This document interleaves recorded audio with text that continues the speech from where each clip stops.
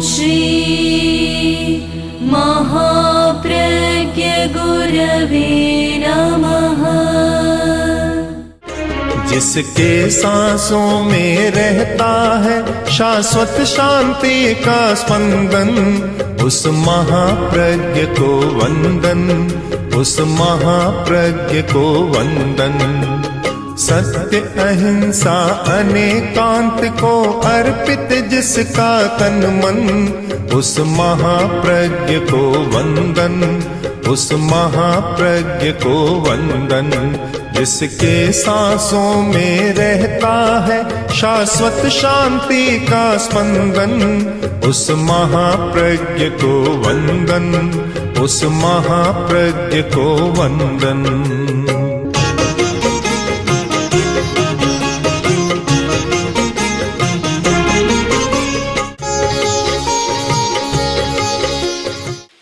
आज जरूरत है कि आदमी पर अनुसंधान हो, और मुझे लगता है कि और बहुत बदल रही है। बाजरा भी कहते हैं, संकर बाजरा आ गया, मक्का भी हमने देखा नए ढंग के, यात्रा में बहुत सारी चीजें देखी, और तो बहुत चीजें देखी जिनका नस्लें बदली है, जातियों की उन्नति हुई है और कुछ हुआ है। आदमी की नस्ल को देखने का मौका कम मिला ही नहीं लगता। सबसे बड़ी एक विडंबना है कि जिसके लिए है वह तो उपेक्षित है, जो है वस्तुएं वे आगे बढ़ रही है। कहीं ऐसा न हो कि चीजें इतनी, वस्तुओं का मूल्य इतना बढ़ जाए कि आदमी बोना बन जाए उनके सामने। जब अंधकार है भीतर में, तब आचार कहां से आएगा? अंधकार है, सघन है, और ये अनैतिकता का अंधकार बहुत सघन है। दो वस्तुएं आदमी को ज्यादा प्रभावित कर रही है, एक तो अनैतिकता और एक आवेश। आवेश बहुत ज्यादा है। ये सारे, चाहे जाति, चाहे सांप्रदायिक, चाहे और कुछ, आवेश के कारण सब कुछ हो रहा है। तो नैतिकता का प्रश्न सर्वत्र है, क्योंकि धन का इतना मूल्य बढ़ गया कि उसके सामने नैतिकता तो दब गई एकदम। कोई अर्थ ही नहीं रहा, मूल्य ही नहीं रहा। जिस हिंदुस्तान में आचार्य परमो धर्म का एक घोष उत्कट हुआ था, आज अगर हम यह कहें कि आचार्य परमो धर्म में, तो कहने में जरा संकोच होता है। तो एतद् देश प्रसूतस्य सकाशादग्र जन्मने स्वम स्वम चरित्रम शिक्षेरन पृथिव्याम सर्व मानवा।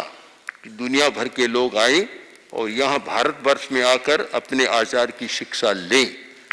क्या हम आज कह सकते हैं ये?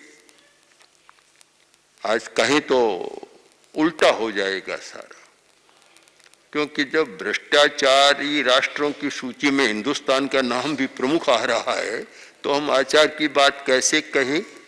बहुत विडंबना जैसी बात लगेगी। और आश्चर्य है कि इतने धर्म गुरु, इतने धर्मस्थान भरमार है, पर आचार उतना ही नीचे जा रहा है। तो नैतिकता तो बिल्कुल शून्य में जा रही है।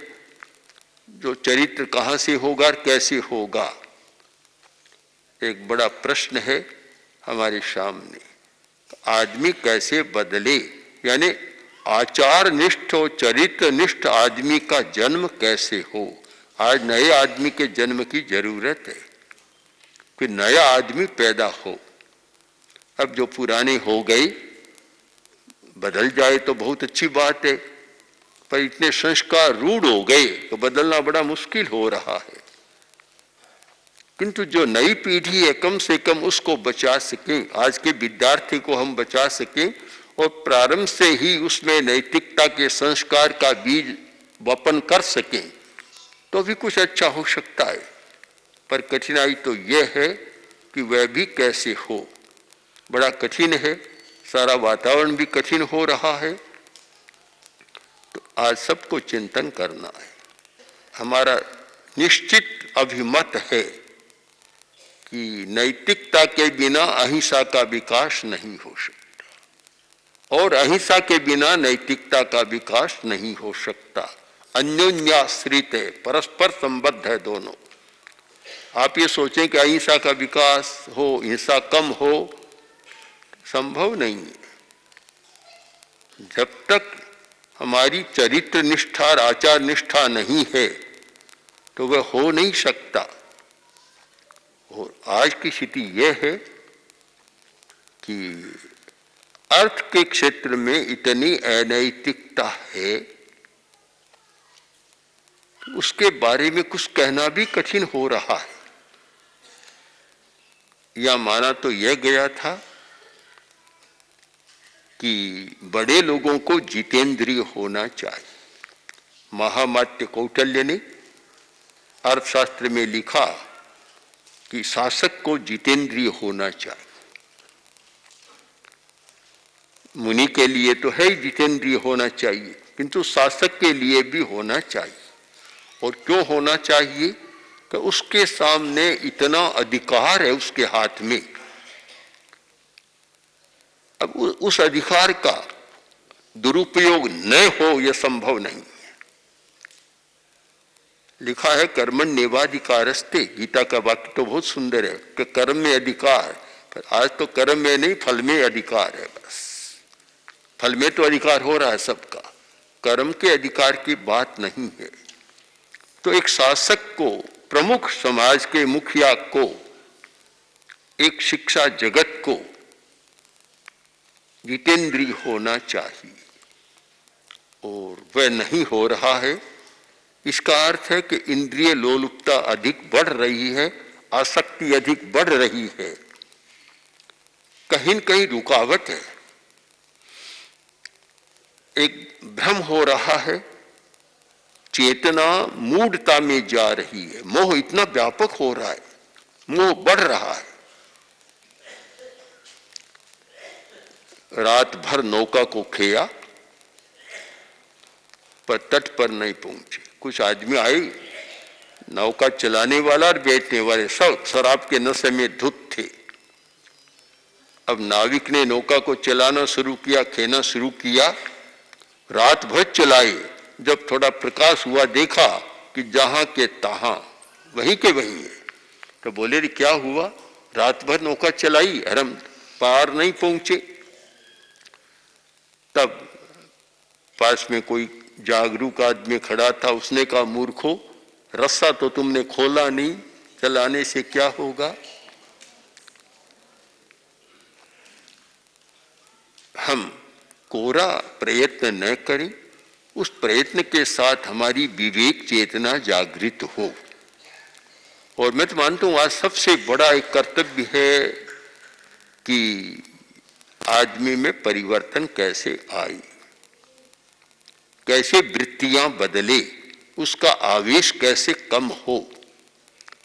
दो शब्दों में सारी स्थिति आ सकती है, अनावेश और अपरिग्रह। अपरिग्रह की चेतना थोड़ी जागी और अनावेश, आवेश कम हो।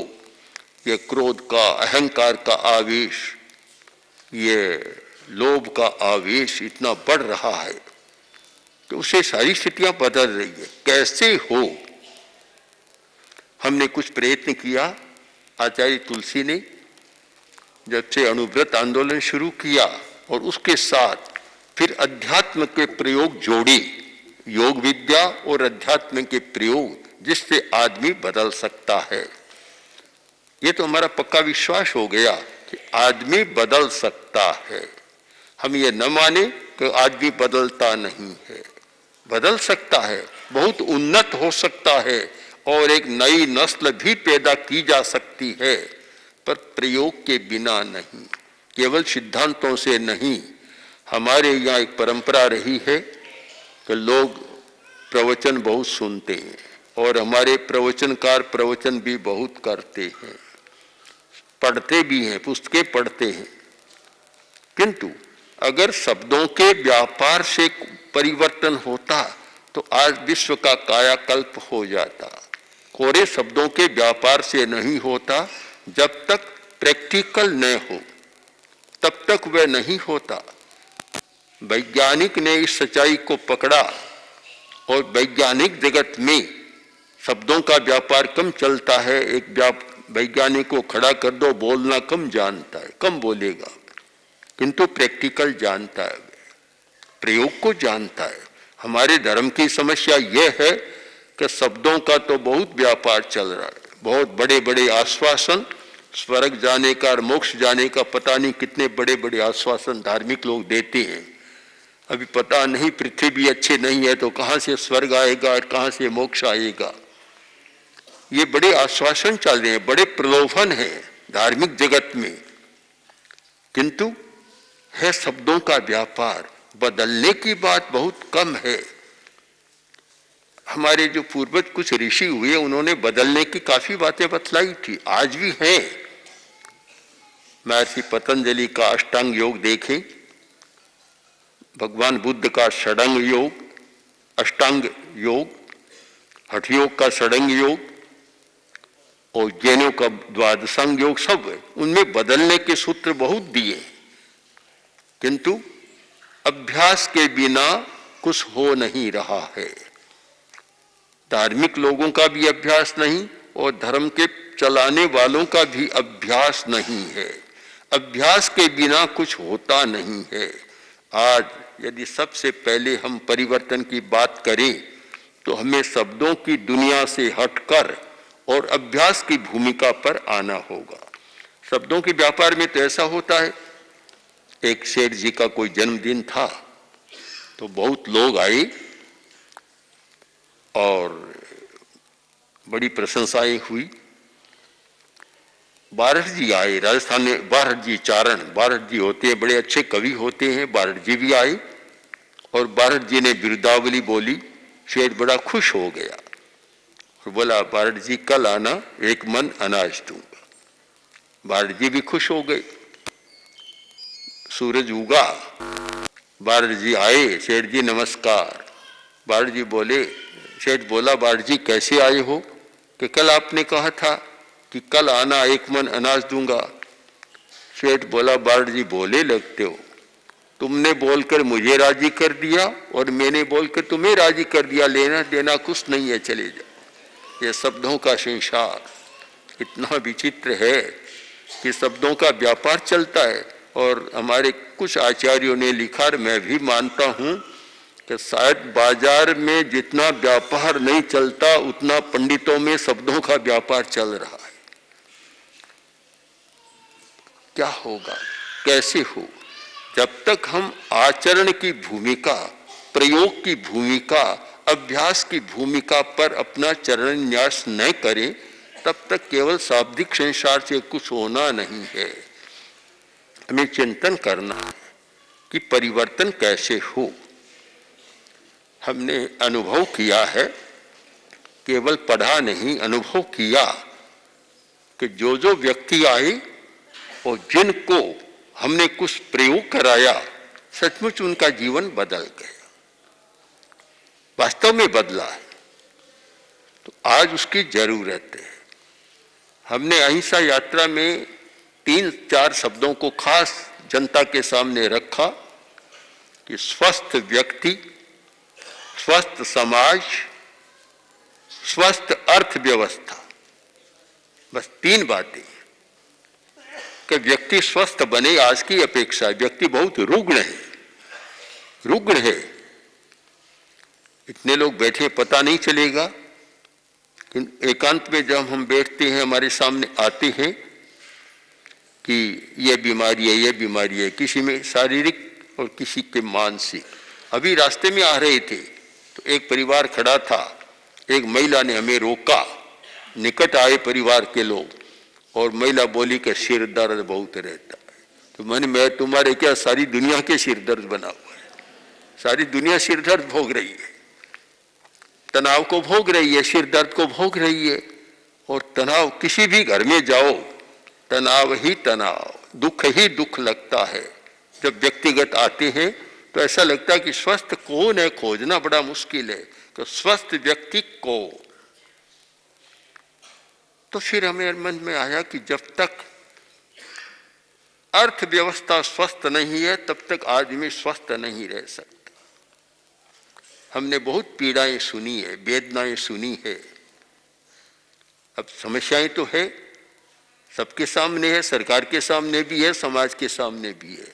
यात्रा करते हैं, 10, 12, 14 किलोमीटर चलते हैं, उसमें बीच में कई पड़ाव, कई प्रवचन हो जाते हैं। 2-3 गांव के लोग सड़क पर आ गए। भाई बोला कि हमारे और तो ठीक है, पर पानी की बड़ी समस्या है। कोई कहता है कि हमारे भूमि खेती नहीं है, जमीन नहीं है, जमीन की समस्या है। कोई कहता है दाना नहीं मिल रहा है, हमारे पास न मकान है, न कोई भूमि है, न कोई व्यवस्था है, दाना नहीं मिल रहा है। समस्या तो इतनी है कि अगर हम 3 वर्ष में जितनी समस्याओं को सुनते आए हैं उन सब को एकत्र करें तो एक महाग्रंथ बन जाएगा, एक महाभारत बन जाएगा। इतनी है। और सरकार भी अपनी ओर से प्रयत्न कर रही है, समाज भी कर रहा है, और भी कुछ हो रहा है। पर लगता है कि ऊंट के मुंह में जीरा। अब ऊंट के मुंह में जीरा डाला, कुछ तो है, पर क्या होगा उससे? जब तक समग्रता से चिंतन नहीं होगा कि समस्या का समाधान कैसे हो, समग्रता से। आज क्या हो रहा है, मैं देख रहा हूं, बुद्धि यस्य बलम तस्य।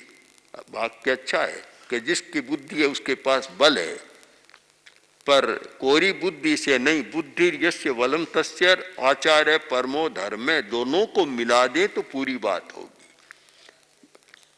अब बुरा नहीं मानेंगे, मेरे सामने बुद्धिमान आदमी बैठे होंगे, मैं नहीं जानता कौन बुद्धिमान है कौन नहीं है, पर बुद्धिमान अवश्य होंगे। इस क्षेत्र में है, अजमेर शहर है और ये विद्या का क्षेत्र है, बुद्धिमान तो होंगे। पर मैं ये मानता हूं कि जितनी समस्याएं बुद्धिमान लोगों ने पैदा की है, मूर्खों ने नहीं की है। मूर्ख बड़ी समस्या पैदा नहीं कर सकता। मूर्ख कोई समस्या पैदा करेगा तो छोटी मोटी करेगा। पुराना चोर सेन लगाएगा तो किसी घर में सेन लगा देगा, पर बैंक की डकैती वह नहीं कर सकेगा। ये तो बुद्धिमान लोग ही करते हैं। आज के पढ़े लिखे, एक शब्द ऐसा चल पड़ा एफिशिएंसी। इस एफिशिएंसी ने पता नहीं क्या क्या कर दिया है। तो बुद्धि बड़ी खतरनाक होती है। जब तक बुद्धि का आचार का योग नहीं होता तो बुद्धि बड़ी खतरनाक है। मैं आपको एक कहानी सुनाऊं। कहानी है, रूपक कुछ भी है, बड़ा मार्मिक है। कि एक राजपथ हाईवे, उसके पास ये लिंक रोड जो कच्ची मुरड़ की बनी हुई थी।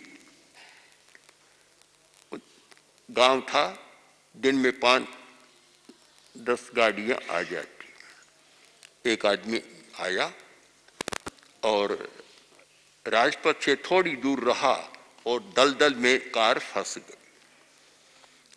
नीचे उतरा, धक्का दिया, पर लगा नहीं सका, कमजोर था। खुद मालिक ही ड्राइव कर रहा था, कार चली नहीं। तो इधर उधर देखा तो एक थोड़ी दूर पर झोंपड़ी थी, वहां गया। एक अट्टा कट्ठा आदमी बैठा था। उससे कहा, भैया मेरी कार फंस गई, निकाल दो। कहाँ भी निकाल देता हूँ। आया, उसने धक्का दिया, निकाल दी। तो उसने 10 रुपये का नोट दिया। बोला कि तुम्हें कहीं नौकरी करने की जरूरत नहीं है, क्योंकि दिन रात में 5-10 कारें आती होगी तो 150 रुपया ऐसे ही हो जाता है। दलदल है, फंस की। बोला, बाबूजी कहाँ, इतना कहाँ मिलता है? दिन में मिलता है, रात को तो मैं यहाँ पानी डालता हूँ। ये बुद्धि का काम है कि कार को निकालो और रात को उसमें दलदल बना दो। एक समस्या को सुलझाओ और 2 नई समस्याएं और पैदा कर दो। कोरी बुद्धि से समाज नहीं बदल सकता, व्यक्ति भी नहीं बदल सकता। बुद्धि बड़ी खतरनाक होती है। बुद्धि पर एक खोल चाहिए। कोरा वायर, बिजली का तार है, खोल नहीं है तो झटका लगा, काम बढ़ जाएगा। उस पर आचार का एक नियंत्रण होना चाहिए। आवेश नियंत्रण की शक्ति का उसमें विकास होना चाहिए कि बुद्धि और आचार दोनों का योग हो। आज की हिंदुस्तान की यह समस्या है कि वैज्ञानिक विकास और बौद्धिक विकास तो बहुत हो रहा है, पर वह नहीं हो रहा है। तो हमने तो हमारे पास तो बहुत वैज्ञानिक भी आते हैं, बड़े बड़े वैज्ञानिक भी आते हैं, उनको भी हमने देखा, उनके भी समस्याएं हैं। उनकी समस्या कहीं न कहीं बस पदोन्नति की बात को लेकर वे भी इतने तनाव में चले जाते हैं कि पदोन्नति नहीं हो रही है, उनकी भी समस्या है। और बौद्धिक लोगों की शिक्षा जगत की भी समस्याएं, सबके सामने समस्या है। समस्या का एक ही समाधान लगता है कि चरित्र और बौद्धिक विकास, भावात्मक विकास, इमोशनल डेवलपमेंट और बौद्धिक विकास दोनों का योग हो साथ में, तो एक समाधान हो सकता है। आज के शिक्षा क्षेत्र के लिए भी जरूरत है इस बात की कि विद्यार्थी को केवल ये सरकारी पाठ्यक्रम ही न पढ़ाएं, केवल बौद्धिक बनाने का प्रयत्न न करें, साथ साथ भावात्मक विकास की प्रक्रिया भी समझाएं, जिससे एक अच्छे व्यक्तित्व का निर्माण हो सके और नया आदमी पैदा हो सके।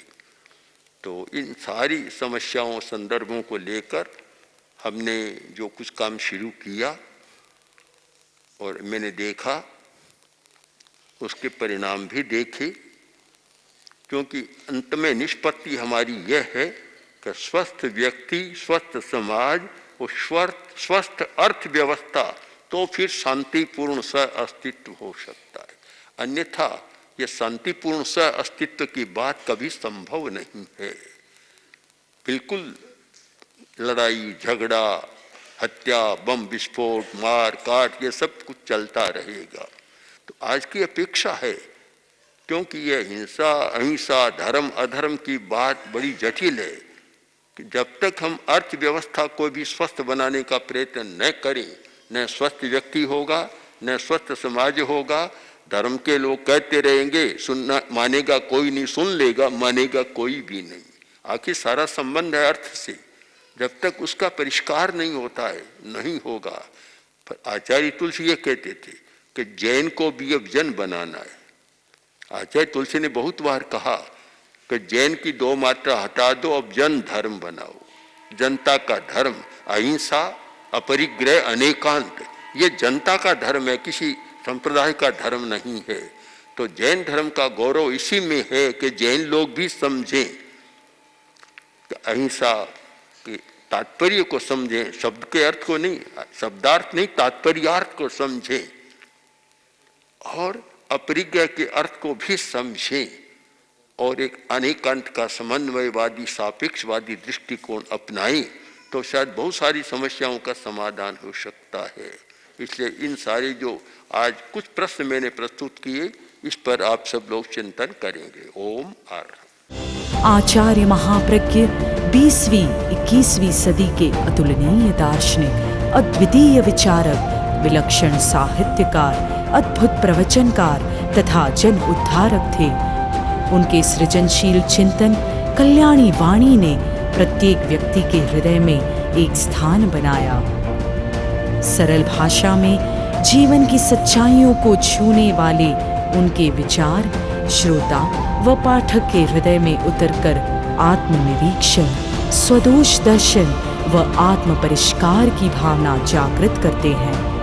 उनका समग्र साहित्य अब आ रहा है महाप्रज्ञ वाङ्मय के रूप में। 121 पुस्तकों की यह नवीन समायोजना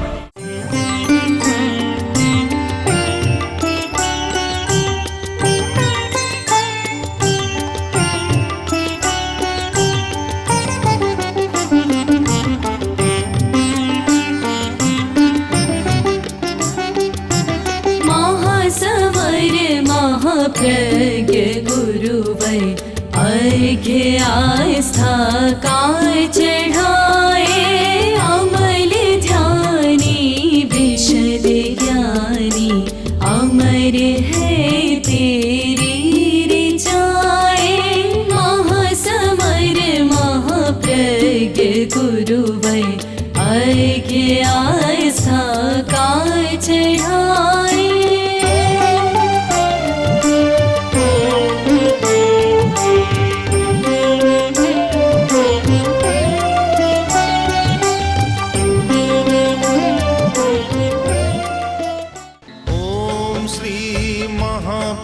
गुरवे नमः।